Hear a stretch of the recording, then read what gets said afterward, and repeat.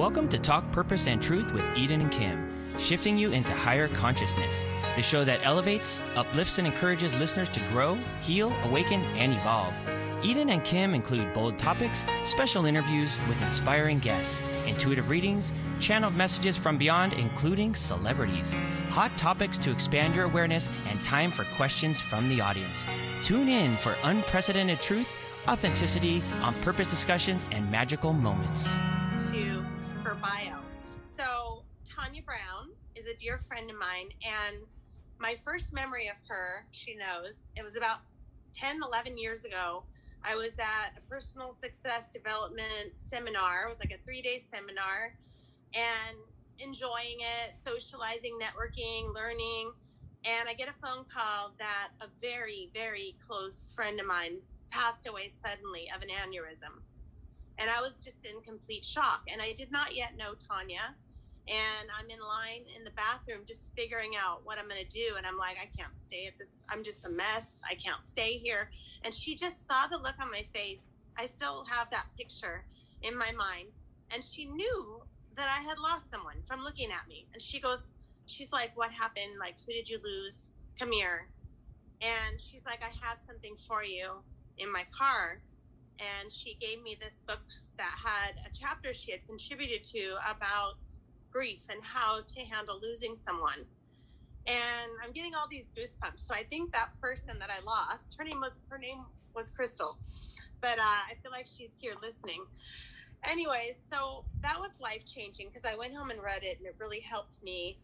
And somehow, because of mutual friends and people we connected with through the years, we stayed in touch. And we have now, Tanya and I have spoken at so many events together and done so many projects together and texted each other and hung out. And so I'm just really grateful she's here.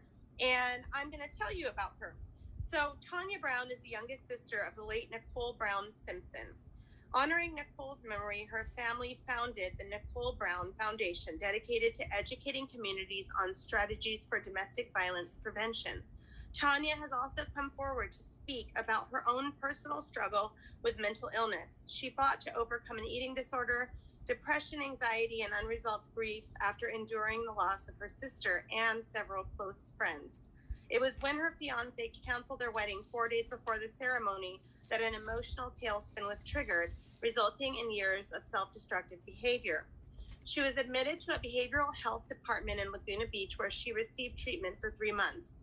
Tanya now shares her story through public speaking to promote mental health, wellness, and destigmatize mental illness. Her best-selling books are Finding Peace Amidst the Chaos, My Escape from Depression and Suicide, and The 7 Characters of Abuse. She holds a bachelor's and master's in counseling psychology and is a certified life coach. She had an exclusive featured story in People magazine and has been seen on Katie Couric, Anderson Cooper, Larry King Live, The Insider, and more. And she's a keynote speaker on the epidemic of mental health concerns and domestic violence in our communities. So, woo, you power woman. And I want to say something important too. Besides helping me in the beginning, I had recently have gone through struggles of my own, and you've just inspired me. I'm like, she got through it, I'm going to get through it. And so thank you for that. Yeah, as you're reading this, I'm like, oh my gosh,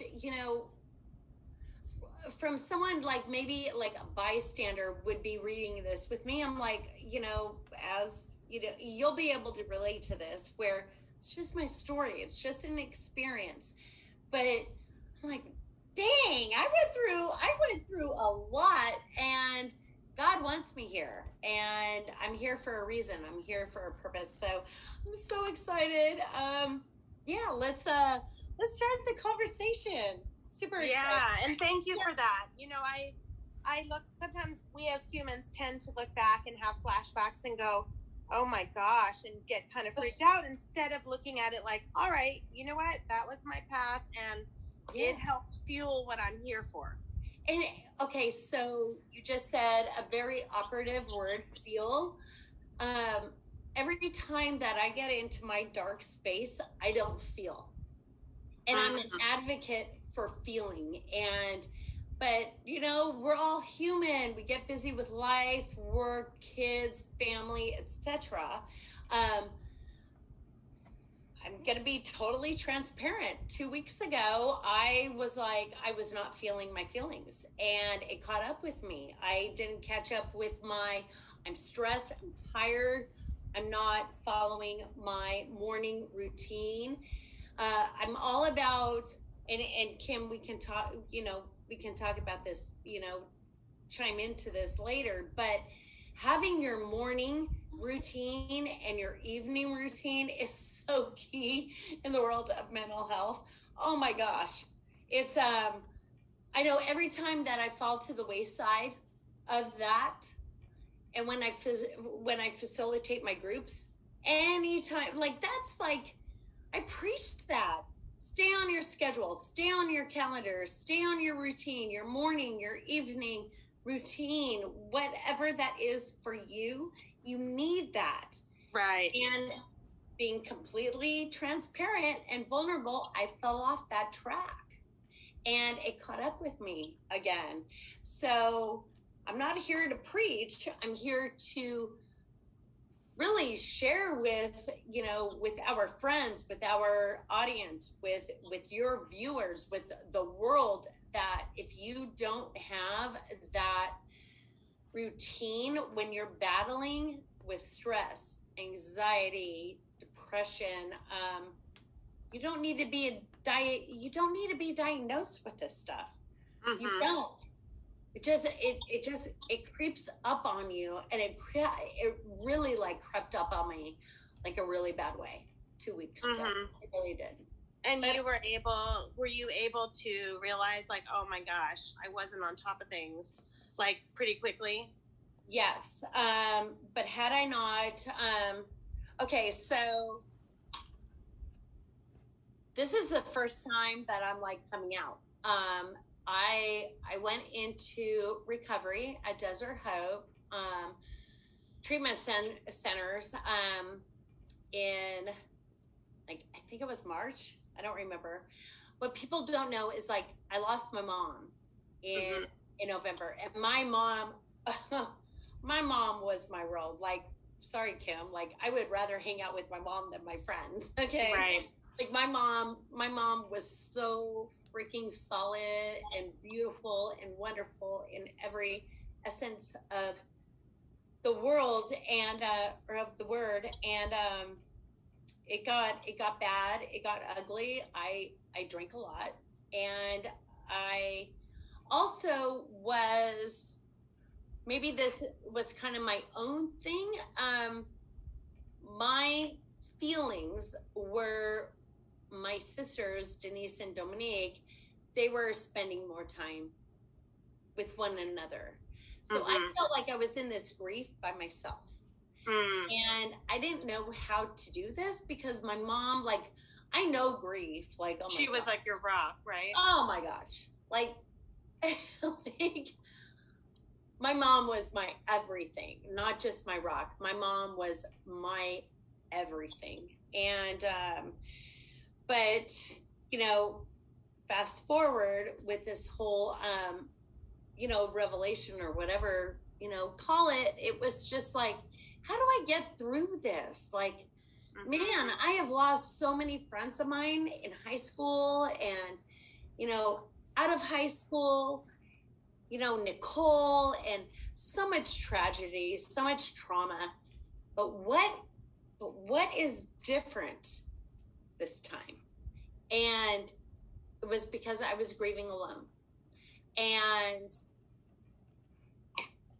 even though the people who are the most closest to you may or may not understand, please, like, if you're watching this and, listening to this, it's a whole other ball game when you are grieving on your own. And I felt that. And it was the first time that I really felt alone in grief. The very first time. I mean, Nicole aside, everything, like, the very first time I really felt isolated in my grief. And so do you feel that it helped to go to a recovery center and just get back to centered? And I mean, I'm one that I had to go through that too. because of drinking with hormone issues and realizing that this was turning into a problem and I needed to stop and get different help. And I'm doing way better now. So there's no shame in that. It's like, you've got to do what acting works. Yeah. And that's the thing, Kim, where everybody always thinks like, oh, Tanya, your life is perfect. Everything's like, oh, I don't have this thing called life figured out. I don't.